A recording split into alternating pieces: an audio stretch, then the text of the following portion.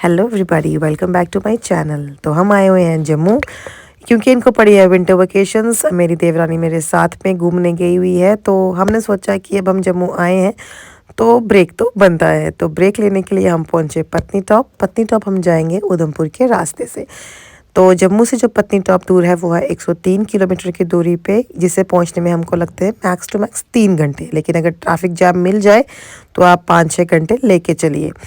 तो जबकि अब मैं बता दूं कि मेरे मुंह से निकल चुका था, यस हम ट्रैफिक में फंस चुके हैं और ये ट्रैफिक लगातार 2 घंटे तक हमको सहना पड़ा, ये टॉर्चर।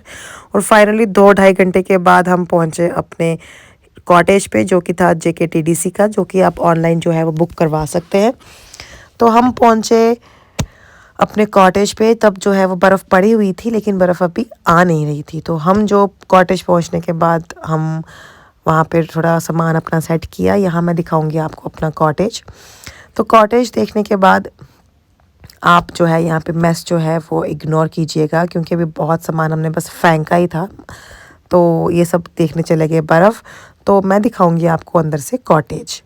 तो ये कॉटेज जो है वो आप ऑनलाइन बुक करवा सकते हैं JKTDC साइट पे जाके। तो ये था लिविंग रूम, 2 रूम थे, एक लिविंग रूम था, 2 वॉशरूम और एक किचन। और जैसे कि आप देख रहे हैं ये जो बेडरूम है, सेम 2 बेडरूम है और बहुत ही अच्छा जो कॉटेज लगा मेरे को, ये वर्थ इट। तो ये था मेरा कॉटेज और जैसे ही मैं कॉटेज से बाहर निकली तो बर्फ़ पड़ना शुरू हो गई। तो बहुत ही मज़ेदार। बर्फ़ देखने के बाद हम सो गई और सुबह जब मैं उठी तो मैं देखती हूँ कि सब कुछ जो है वो बर्फ़ से ढक गया है। और ये जो मोमेंट था और ये जो व्यू था, mesmerising, I can't tell you. मतलब आप लगता है आपको कि सब कुछ ब्लैक एंड वाइट हो गया है। और 10 साल की शादी में पहली बार मेरे पति ने मेरे लिए ब्रेकफास्ट बनाया, क्योंकि मैं रेडी हो रही थी और इन्होंने बनाया मेरे लिए ब्रेकफास्ट और मैं हो गई इमोशनल। तो मुझे लगा ये शेयर करना तो बनता है। तो ब्रेकफास्ट करने के बाद जैसे ही हम बाहर आए तो बर्फ़ पड़ना शुरू हो चुकी थी और हम बहुत ही ज़्यादा एक्साइटेड हो चुके थे। बर्फ़ जो है वो बहुत अच्छी स्पीड में आ रही थी। तो जैसे कि आप देख रहे हैं सब कुछ बर्फ़ से ढक गया है, बिल्कुल ब्लैक एंड वाइट व्यू हो गया है। और बानी सुपर एक्साइटेड। जो आप गाड़ियाँ देख रहे हैं ये बिल्कुल ढक चुकी हैं बर्फ़ से।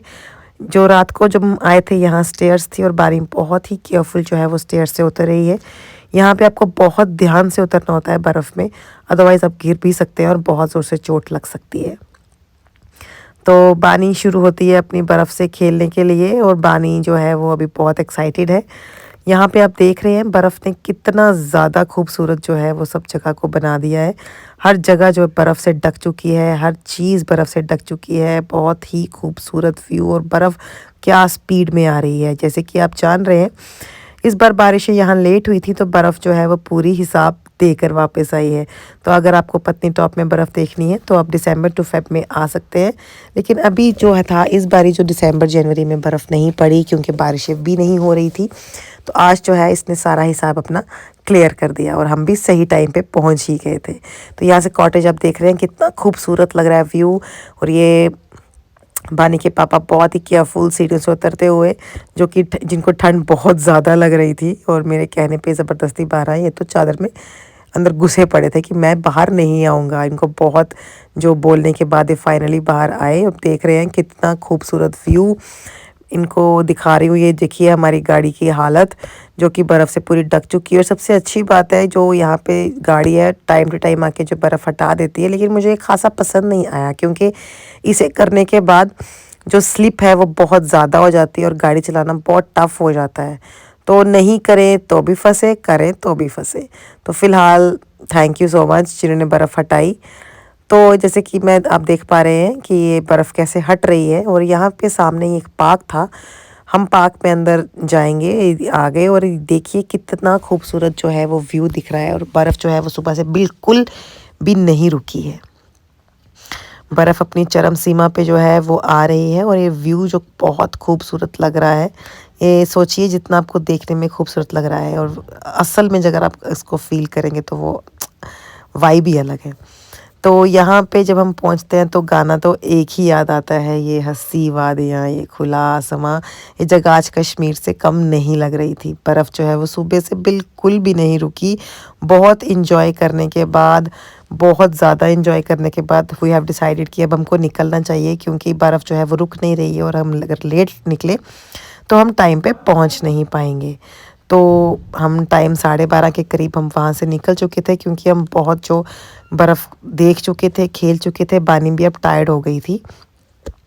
तो टाइम पे निकलना बहुत ज़रूरी था, कि जैसे कि आप देख रहे हैं बहुत ट्रैफिक, बहुत जाम जो था वो हो चुका था और गाड़ी बहुत ज़्यादा स्लिप कर रही थी। तो 4 से 8 की स्पीड में हम गाड़ी लेके चलना शुरू हुए, और जैसे कि हम जब चलते जा रहे थे तो बर्फ़ जो है वो और तेज़ आना शुरू हो गई। बहुत ही ध्यान से जब आप आएँ तो बहुत ध्यान से यहाँ ड्राइव करें। आप बिल्कुल फ़ास्ट ड्राइव यहाँ पे नहीं कर सकते हैं, आपको बहुत 4-8 की स्पीड में जो है वो गाड़ी चलानी है। तो रास्ता जो है वो साफ़ लगातार हो रहा था, लेकिन जो गाड़ियाँ आगे से पत्नी टॉप के लिए आ रही थी वो बंद हो चुकी थी, क्योंकि अब जो बर्फ़ जो है वो रुक नहीं रही थी और रास्ते सब ब्लॉक हो गए थे। तो जो पत्नी टॉप आना चाहते थे अब वो नहीं आ पाएंगे, क्योंकि उन्होंने रास्ते बंद कर दिए हैं।